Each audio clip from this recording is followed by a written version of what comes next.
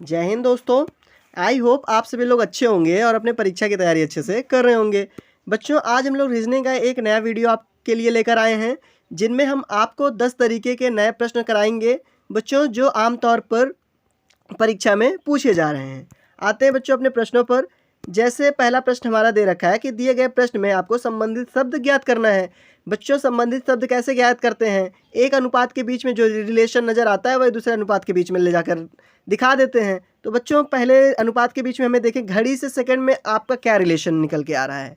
ध्यान से देखो बच्चों और सोचो। आप घड़ी से सेकंड के बीच जब जाओगे तो पता चलेगा कि घड़ी की सबसे छोटी इकाई बच्चों सेकंड होती है ना।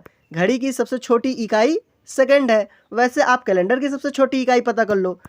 कैलेंडर की सबसे छोटी इकाई बच्चों क्या होता है? कैलेंडर में सबसे छोटी इकाई तिथि होता है, मतलब दिनांक होता है ना बच्चों। उसके बाद महीना और साल आता है ना। तो सबसे छोटी इकाई कैलेंडर का जब तिथि है तो तिथि इसका बच्चों करेक्ट आंसर हो जाएगा। किस ऑप्शन में है? तो ऑप्शन नंबर ए में। तो ऑप्शन नंबर ए ही बच्चों इसका करेक्ट आंसर हो जाएगा। अब अगले प्रश्न पे आते हैं बच्चों। ये प्रश्न क्या कह रखा है? ये कह रखा है कि दिए गए विकल्पों में आपको संबंधित अक्षर ज्ञात करना है। दिए गए विकल्पों में बच्चों क्या ज्ञात करना है? संबंधित अक्षर। अब देखो आप अक्षरों का संबंध कैसे है बच्चों। अक्षरों का संबंध इसमें कैसे चल रहा है? आप ए से जेड में जाओगे, ए से सी में जाओगे तो आपको किस तरह का संबंध नजर आ कहोगे आपकी +2 हो रहा है। वैसे आप बी से डी में भी जाओगे तो इसमें भी बच्चों +2 हो रहा है। लेकिन जब जेड से वाई में जाओगे तो इन दोनों के बीच में आप देखोगे तो माइनस किसका गैप आ रहा है बच्चों? -1 का आ रहा है। वैसे आप कह सकते हो कि हम EXF का जब निकालेंगे पहले के लिए -2 बच्चों, दूसरे के लिए पहले के लिए +2, दूसरे के लिए -1 और तीसरे के लिए भी +2। अब बच्चों E पे जब +2 करोगे तो आपका क्या आएगा? G आएगा। वैसे X पे -1 करोगे तो कितना आएगा बच्चों? W आएगा। और F पे +2 करोगे तो कितना आएगा? H आएगा। GWH बच्चों, ये आपका किस ऑप्शन में नज़र आ रहा है? आप देख रहे होगे ऑप्शन नंबर ए में आपका GWH मौजूद है। तो ऑप्शन नंबर ए ही बच्चों इसका करेक्ट आंसर हो जाएगा। आते हैं बच्चे अपने अगले प्रश्न पर। अगला प्रश्न आपका लुप्त संख्या से दे रखा है। आपको एक श्रृंखला दी गई है जिसमें कुछ नंबर्स दिए गए हैं, आपको बताना है लुप्त संख्या के स्थान पर बच्चों क्या होगा। अब देखिए श्रृंखला आपको क्या दे रखी है। दे रखा है 198, 194, 185, 169। इसमें आप एक चीज़ कॉमन देख रहे हो बच्चों सब में कि ये सब एक लगातार सभी घट रहे हैं। ऐसा नहीं हो रहा है घट रहा है बढ़ रहा है। तो घटने का कंसेप्ट लगाते हैं बच्चों। इन दोनों में चेंज कितना आ रहा है? इन दोनों में परिवर्तन कितने का है? तो पाओगे +4 का परिवर्तन है। वैसे 194 से 185 के बीच में परिवर्तन निकालोगे कितना है? +9 का है। 185 से 169 के बीच में जब निकालोगे बच्चों परिवर्तन, उसमें कितने का पाओगे? निकालो आप तो आप देखोगे कि +16 का परिवर्तन है। -16 का बच्चों, सब में माइनस का हो रहा है परिवर्तन ना, क्योंकि हम उल्टा काउंट कर रहे हैं तो इसीलिए हम प्लस लिख दिए। आप देख लीजिएगा कि माइनस हो रहा है। तो वैसे 169 से अगली डिजिट आपको फाइंड करनी है बच्चों, ठीक। लेकिन देख रहे होगे, अगर आप ध्यान से श्रृंखला देख रहे होगे बच्चों, ये 2 के स्क्वायर से माइनस हो रहा है और अगला 3 का स्क्वायर माइनस हो रहा है और अगला 4 का स्क्वायर बच्चों माइनस हो रहा है। एज इट इज़ आप जब निकालोगे 4 के बाद अगला 5 का स्क्वायर माइनस कर दो, बस आपका जो आ जाएगा वही उत्तर है बच्चों। तो 5 का स्क्वायर कितना होता है? 25। आप बच्चों 169 में 25 को माइनस कर दो। 169 में आप जब 25 को माइनस कर दो, 4 बचा, 6 में से 2 गए 2, 124। आप बच्चों 6 में से 2 जाएगा 4 आएगा, बचेगा कितना आपका? 144। 144 बच्चों आपका किस ऑप्शन में है? 144 आपका ऑप्शन नंबर डी में है। तो बच्चों इसका correct answer option number D हो जाएगा। आते हैं अगले प्रश्न पर बच्चों अपना। अगला प्रश्न आपका क्या दे रखा है बच्चों? ये स्थानीय मान से रिलेटेड प्रश्न है। इस तरीके का प्रश्न बहुत ईजी होता है, बस थोड़ा लॉजिक लगाने की दिक्कत है। देखो बच्चों, जियो का हमें क्या दे रखा है? जियो का 32 दे रखा है। और SHE का क्या दे रखा है? SHE का हमें 49 दे रखा है। अब हमें किसका फाइंड करना है बच्चों? सम का हमें फाइंड करना है। अब हम लोग SGO का बच्चों स्थानीय मान निकाल के पहले चेक करते हैं। अब अगर बच्चों इसमें आप G का मान निकालेंगे, G का स्थानीय मान कितना होता है? 7 होता है।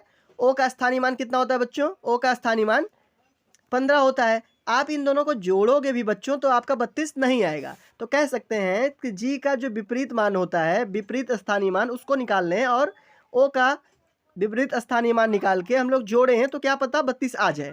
ट्राई करते हैं। अब विपरीत मान कैसे निकालते हैं बच्चों? आप 26 में से क्या करो? 26 है, 26 में से जितना जिसका निकालना उतना घटा दो और +1 कर दो। ठीक बच्चों, जो आएगा वही उसका विपरीत मान होगा। आपको कंसेप्ट ये तो पता होगा पहले से ही। अब जैसे GO का G में 7 है और 7 का निकाला है, 26 माइनस 7 कर देंगे और फिर प्लस 1 कर देंगे बच्चों। ठीक, 26 में से 7 को माइनस करोगे कितना आएगा, 19 और प्लस 1 20। तो ऐसे निकाल लेंगे बच्चों आप O का भी। O का जब निकालेंगे तो क्या पाएंगे, 12 आएगा। हम ऐसे निकाल ले रहे हैं बच्चों, आप इसी तरह सबका निकाल लीजिएगा।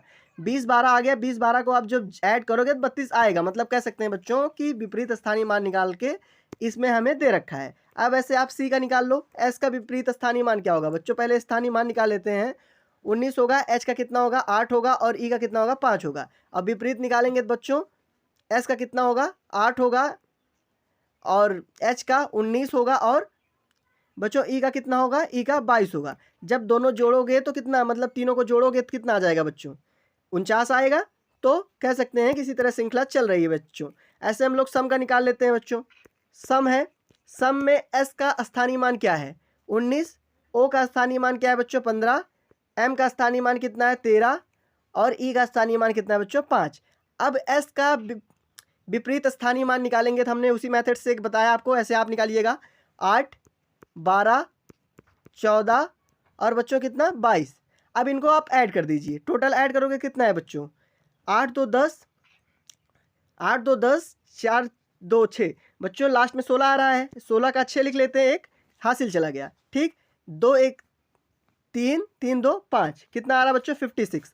आपका 56 किस ऑप्शन में दे रखा है बच्चों, 56 आपका किस ऑप्शन में दे रखा है, तो आप देखोगे कि आ रहा होगा आपका ऑप्शन नंबर ए में 56 दे रखा है। तो आपका बच्चों option number A he correct answer हो जाएगा। आते हैं बच्चों अपने अगले प्रश्न पर। अगला प्रश्न आपका रिलेशन से, काफ़ी इंपॉर्टेंट प्रश्न है बच्चों। अगर रेलवे का आप कोई एग्जाम देने जा रहे हो तो इस तरह का प्रश्न अनिवार्य रूप से आता ही आता है।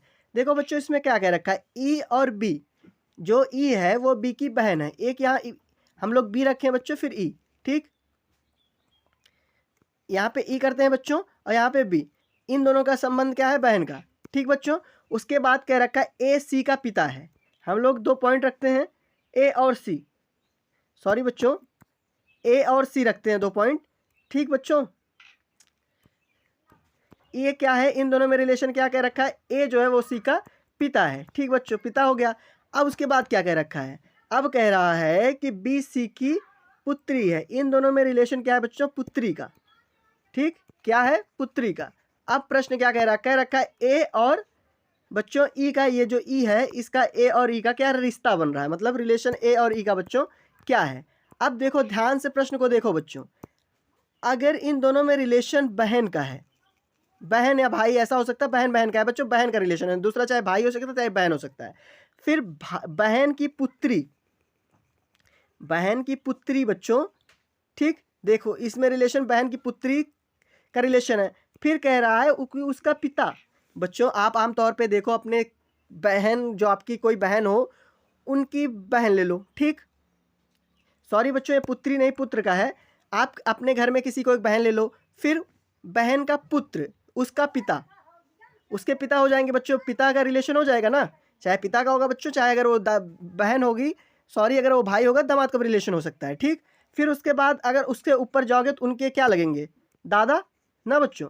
तो ई और ए में आपको रिलेशन क्या नजर आया, दादा का। तो दादा किस ऑप्शन में दे रखा है बच्चों, आप देख रहे होगे कि ऑप्शन नंबर ए में दादा आपको दे रखा होगा। तो करेक्ट आंसर क्या होगा बच्चों, दादा। आते हैं अगले प्रश्न पर बच्चों।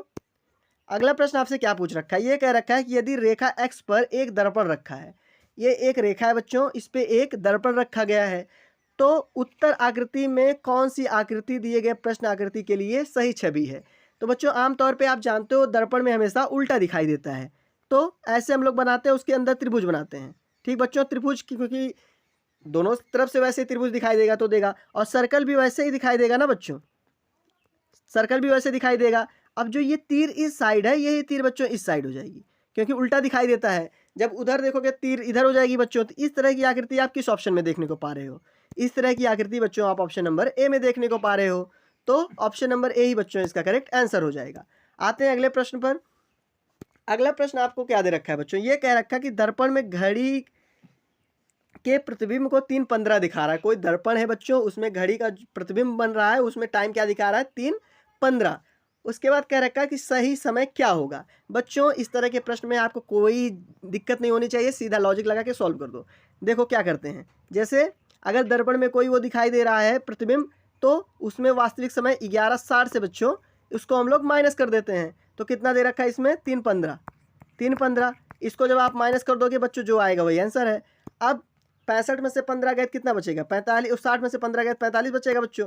11 में से 3 जाएगा कितना बचेगा, 11 में से 3 को माइनस करोगे 8 बचेगा। तो समय क्या वास्तविक है बच्चों, 8:45। 8:45 आपका किस ऑप्शन में है, ऑप्शन नंबर ए में 8:45 मौजूद है। तो बच्चों इसका करेक्ट आंसर क्या होगा, ऑप्शन नंबर ए इसका करेक्ट आंसर हो जाएगा। आई होप बच्चों आपको ये प्रश्न अच्छे से समझ में आ गया होगा।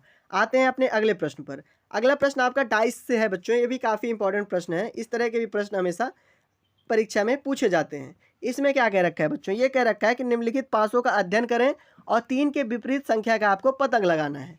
3 की विपरीत संख्या का आपको पता लगाना है बच्चों। इसमें हम लोग क्या करते हैं, आप देखो ध्यान से देखो, मैं ध्यान से बता रहा हूँ, ध्यान से सुनना। पहले देख लेते हैं कि ऐसा कौन कौन नंबर्स है जो दूसरे वाले पासा में मैच खा रहा है। ठीक, तो देखो बच्चों अगर देखोगे तो पाओगे क्या, इसमें देखो एक के विपरीत इसमें एक दिख रहा है, इसमें नहीं दिख रहा है। ठीक, तो इसको अभी होल्ड पे रखते हैं। फिर दूसरा, इसके एक के विपरीत एक दिख रहा है बच्चों, हाँ दिख रहा है। तो कह सकते हैं कि एक के विपरीत क्या है, एक तीसरे पाशा में स्थिति 3 में है। वैसे 2 के विपरीत क्या दे रखा है बच्चों, 2 के विपरीत इसमें भी 2 रखा है।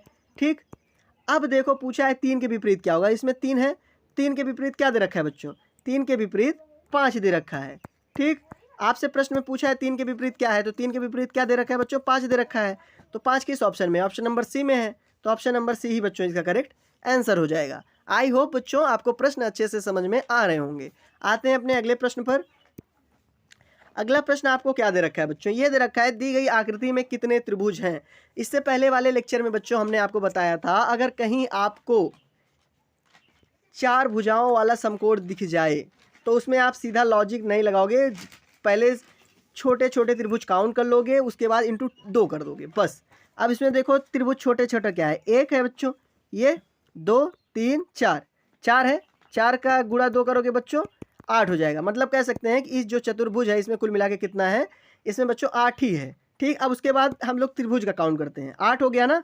अब देखो एक बच्चों ये 9, आपको दिखा 9, और ये देखो बच्चों ये पूरा 10।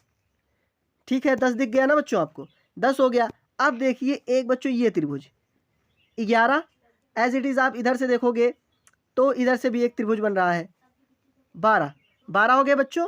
अब देखते हैं हम लोग क्या, एक और त्रिभुज देखते हैं, 12 आपको दिख रहे होंगे ना बच्चों। अगर आप देखोगे तो ये भी एक त्रिभुज है, 12 1 13, और ये भी एक त्रिभुज है, 13 1 14। कुल मिला के बच्चों की त्रिभुजों की संख्या कितनी नजर आई, 14।